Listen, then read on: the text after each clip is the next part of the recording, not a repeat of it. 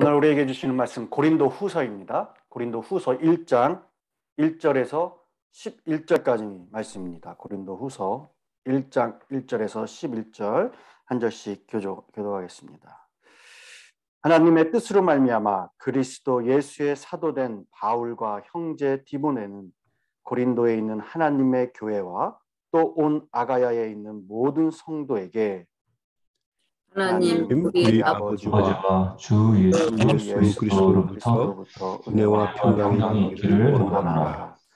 찬송하리로다. 그는 우리 주 예수 그리스도의 하나님이시요 자비의 아버지시요 모든 위로의 하나님이시며 우리의 모든 혼난 중에서 우리를 위로하사 뭘로 하여금 하나님께 받는 위로로서 모든 환난 중에 있는 자들을 위로하게 하시는 이시로다.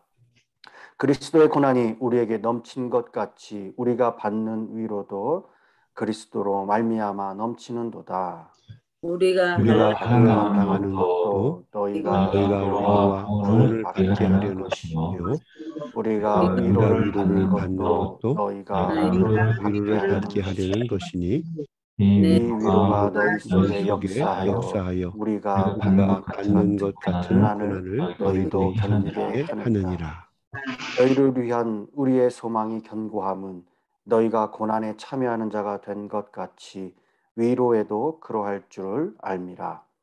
형제들아, 우리가 아시아에서 당한 환난을 너희가 모르기를 원하지 아니하노니 힘써 먹도록 고난을 당하여 팔소문까지 이루어지고 우리는 우리 자신이 사형 선고를 받은 줄 알았으니 이는 우리로 자기를 의지하지 말고 오직 죽은 자를 다시 살리시는 하나님만 의지하게 하심이라.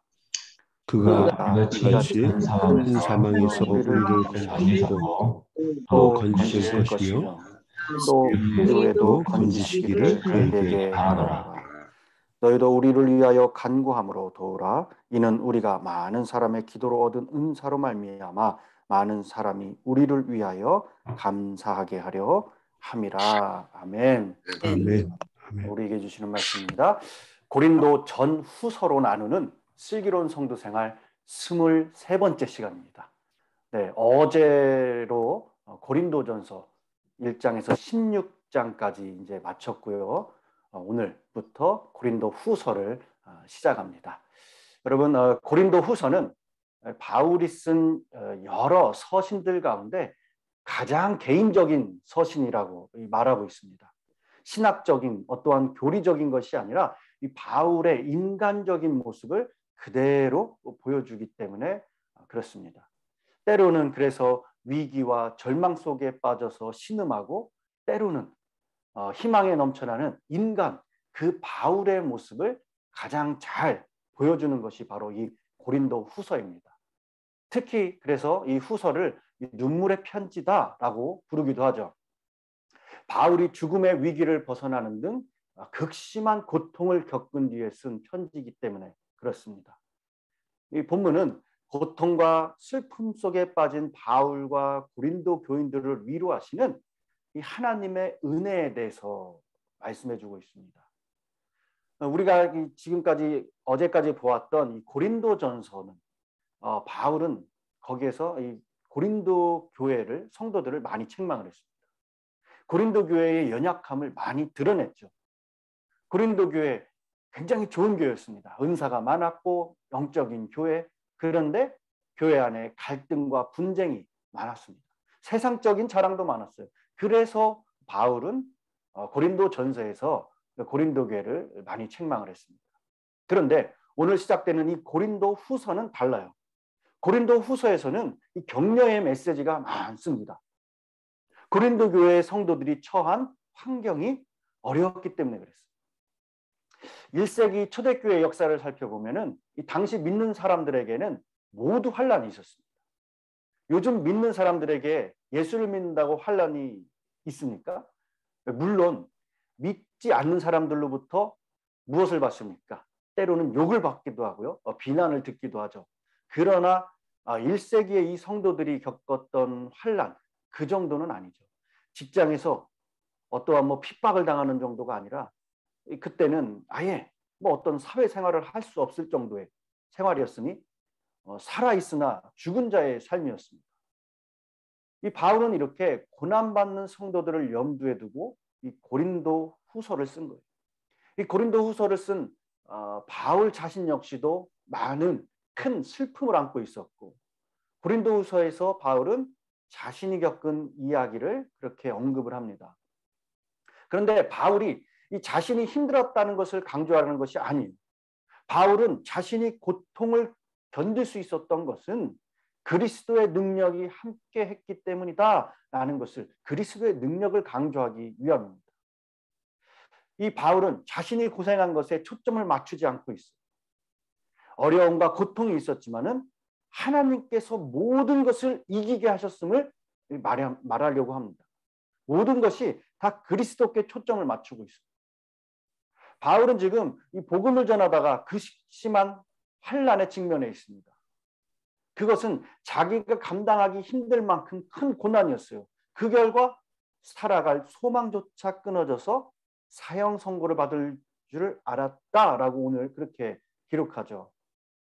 우리가 잘 알듯이 옥에 갇히기도 하고 매도 수도 없이 맞고 돌로 맞아 죽을 뻔하고 타고 가던 배가 파손을 당하고 강도의 위험을, 그렇게 수많은 고난을 당합니다. 더구나 이 바울이 당한 역경은 자신의 어떠한 죄나 실수로 인한 것이 아니었어요. 오직 예수 그리스도의 무엇입니까? 피 묻은 복음을 전하기 위해서 스스로 선택한 고난이었다는 거죠. 그는 지금 생과 사를 오가는 인생의 갈림길에서 흔들리고 있습니다. 왜 하나님께서는 그토록 최선을 다하여서 복음 전도의 사명을 다한 이 바울에게 사형 선고라는 절망적인 인생의 흔들림을 허락하셨을까? 그 이유가 9절 하반절에 나옵니다. 보면은 이는 우리로 자기를 의지하지 말고 죽은 자를 다시 살리시는 하나님만 의지하게 하십니다. 하나님께서 우리의 인생 가운데 흔들리는 역경을 주시는 이유가 무엇입니까? 이 말씀처럼 내 자신을 의지하지 말고 생명의 주관자 되시는 하나님을 의지하기 위함임을 강조하고 있습니다. 왜 하나님께서 택하신 백성들 이 40년을 광야로 보냈습니까?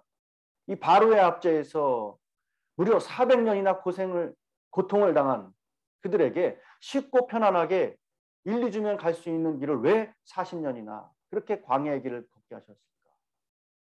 신명기 8장에 보면은 광야의 길을 걷게 하신 이유는 두 가지입니다. 하나는 그들을 낮추기 위함이다. 다른 하나는 하나님을 참 하나님으로 섬기는지 그들의 믿음을 시험하게 하기 위함이었습니다. 하나님께서는 이스라엘 백성들이 아무런 고생하지 않고 가나안 땅에 들어가 그냥 배물림 먹고 좋은 집에 살고 소유가 풍부해졌을 때 과연 하나님을 잘 섬길 수 있을까? 의문이었어요. 혹시라도 그들이 교만해져서 하나님을 잊어버리지는 않을까? 걱정이 되셨습니다.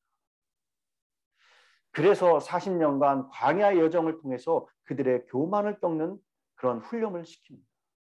가나안 땅은 너희들의 힘과 능력으로 차지하는 땅이 아니라는 것을 그렇게 보여주신 거예요. 만약 그들이 한 달도 못 돼서 적과 꿀이 흐르는 가나안 땅을 차지했다면 과연 그들이 하나님을 잘 믿고 섬겼을까요? 오늘 말씀을 통해서도 우리의 자신을 스스로 돌아보기로 합니다. 우리들의 삶이 힘들고 어려울 때 얼마나 주님 앞에서 우리가 겸손히 엎드렸느냐라는 거예요. 먹고 살만할 때 하나님 앞에 주신 은혜를 기억하고 감사하며 더 겸손하게 하나님 앞에 우리가 충성하며 헌신하였는가? 제 자신을 포함해서 대부분 아마도 그렇지 않을 거예요. 자신도 모르게 내 자신이 내가 잘해서 이렇게 된 것처럼 우리는 교만해지기 쉽다는 거죠. 하나님 앞에 부르짖어 기도하지도 않게 됩니다. 그 하나님과의 관계가 습관적인 신앙으로 떨어질 수가 있어요. 이런 상황을 하나님은 너무나도 잘 아시죠. 그래서 우리에게 때로는 이 광야라는 시험을 허락하십니다. 그것은 우리를 고생시켜서 넘어뜨리고자 함이 아니라 우리의 교만함을 깨뜨리기 위한 과정이라는 거죠. 우리들이 역경의 그 터널을 지날 때 경험하는 것이 무엇입니까? 바로 자신의 연약함을 깨닫습니다. 오늘 바울이 그런 거예요. 그는 환난과 고난이 자신을 의지하는 것에서 누구만을? 하나님만 온전하게 의지하게 하려는 깊은 뜻이 있음을 깨달았습니다. 여러분, 오늘날 사탄은 모든 교회와 그리스도인들을 넘어뜨리기 위해서 온갖 수단 방법을 가리잖아요. 이러한 때 하나님의 자녀된 우리들은 환난과 핍박 가운데서도 내 자신을 의지하지 말고 죽은 자를 다시 살리시는 그 하나님만 의지하는 신앙과 믿음을 가져야 될 줄 믿습니다. 이 본문에 힘에 지나도록이라는 말은 배에 짐을 너무 많이 실어가지고 그 배가 그 무게를 견디지 못하고 가라앉을 지경이 되었다라는 것을 말하고 있죠. 견딜 힘이 지나도록, 버틸 힘이 지나도록 바울에게 가해지는 그 고난의 무게가 너무 커서 이기지 못하고 인생의 그 배가 침몰할 지경이 되었다는 거예요. 그래서 살 소망이 끊어지고 어떻습니까? 이제는 나는 죽었다. 사형 선고를 받았다는 거죠. 그런데 바울이 이 절망 중에서도 하나님을 기억해내는 것입니다. 그리고 그가 누구이신가를 묵상하는 거예요. 이렇게 함으로 하나님과의 깊은 만남을 갖게 됩니다. 하나님을 가까이 하는 자는 저가 소원을 이루어 주신다. 성경은 말하죠. 이 바울은 죽은 자를 다시 살리시는 하나님을 기억해냅니다. 그리고 그 하나님을 의지하기로 결단을 하는 거예요. 이 자아의 죽음을 경험하면서 비로소 온전히 하나님만 의지하고 하나님의 능력을 붙든 자가 됩니다.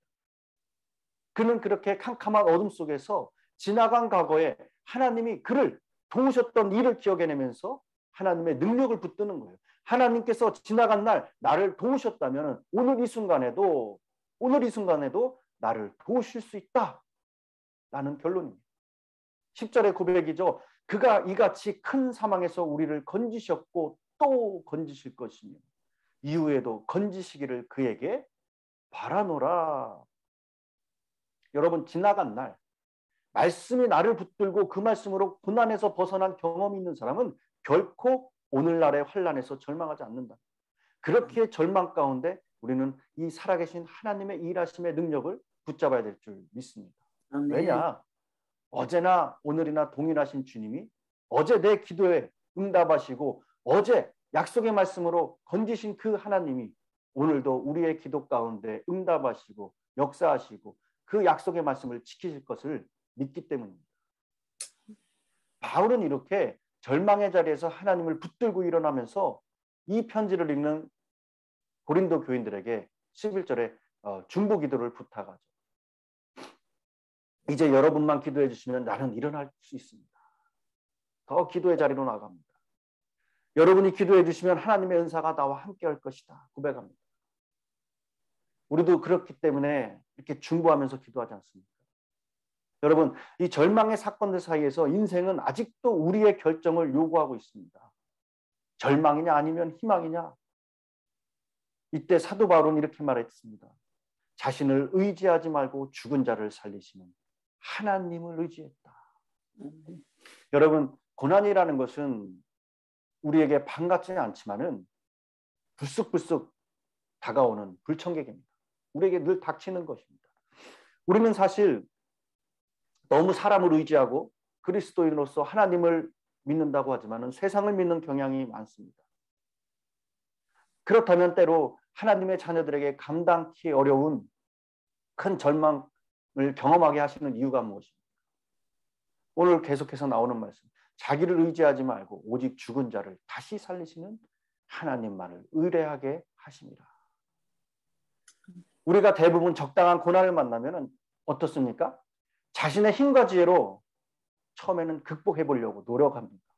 그러나 정말 내가 감당하기 어려운 그 고난을 만나게 되면 절망하게 되죠. 그때서야 비로소 우리는 하나님을 찾게 됩니다.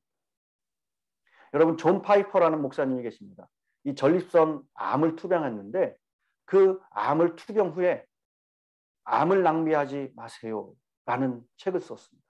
Don't Waste Your Cancer라는 책을 썼어요. 이 존 파이퍼 목사님은 암에 걸려서 힘들어 죽어가는 것은 암을 낭비하는 것이다 라고 생각을 했다고 합니다. 그래서 자신이 겪었던 그 병을 통해서, 암을 통해서 하나님께서 하실 일이 무엇인지를 생각을 했어요. 하나님께서 암을 통해서 하실 일이 있다고 분명하게 생각했습니다. 그래서 암을 통해서 수많은 사람들을 위로하고 격려할 수 있다라고 그렇게 생각을 하고 암이 낭비하지 마십시오 라는 그러한 희망의 메시지를 던지며 책을 썼습니다.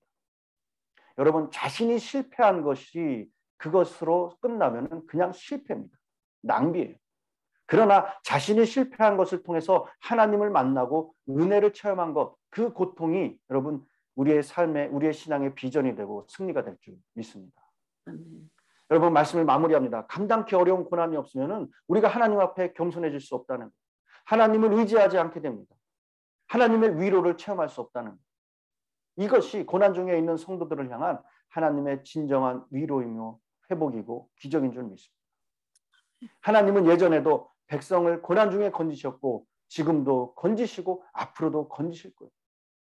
하나님은 저와 여러분을 지난날 고난과 어려움 중에서 건지셨고 마찬가지로 건지시고 계시고 앞으로도 건지실 것입니다. 여러분, 사방을 바라보지 말고 하늘을 바라보기로 합니다. 아멘. 지금도 주의 이름을 부르는 사람들을 건지시는 하나님, 주의 이름을 부르는 사람들을 건지시는 그 하나님, 그 하나님을 만나면서 우리가 그 하나님의 손을 붙잡고 날마다 승리하며 슬기로운 성도의 생활 되시는 저와 여러분이 되시기를 간절히 축원합니다. 기도하겠습니다. 사랑의 하나님, 상한 갈대를 꺾지 않으시고 꺼져가는 등불을 끄지 않으시는 하나님을 오늘도 찬양합니다. 상황에 매여 마음이 흔들려 낙심치 않게 하여 주시고 낙심한 자의 소망이 되시고 어둠에 처한 자의 빛이 되신 그 주님을 굳게 붙들고 나아가기로 합니다.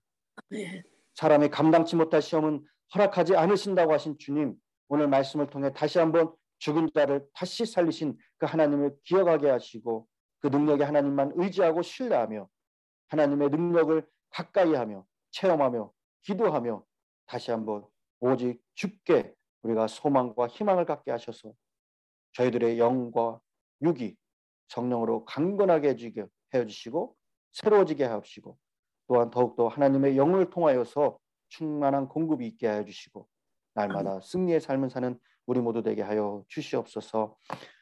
은밀한 중에 공급하시는 하나님, 저희의 갈 길 다가도록 인도하시고 통행하시는 그 하나님, 모든 상황 속에서 주님을 찬양하며 감사의 삶을 살기로 합니다. 저희의 흑암을 인내로 감당하게 하시고 훈련되어 강건케 되게 하여 주셔서 날마다 삶의 자리에서 건져내시는 그 하나님을 경험하며 체험하며 증거할 수 있는 우리 모두의 삶이 될 수 있도록 축복하여 주시옵소서. 오늘도 기도의 자리로 나아갑니다. 두드리고 주님 구합니다. 찾아지는 역사가 있게 해주시고 열려지는 역사가 있게 해주시고 그 기도의 자리가 주님이 주시는 참된 평안의 자리가 되게 해주시고 기쁨이 되게 해주시고 하나님을 만나며 하나님의 음성을 들으며 하나님의 일하심을 경험하는 귀한 은혜의 자리가 되게 하여 주시옵소서. 감사드리며 예수님의 이름으로 기도드렸습니다. 아멘. 오늘 말씀을 생각하시면서 다 같이 기도의 자리로 나가기로 합니다. 기도하겠습니다. 우리 모든 감사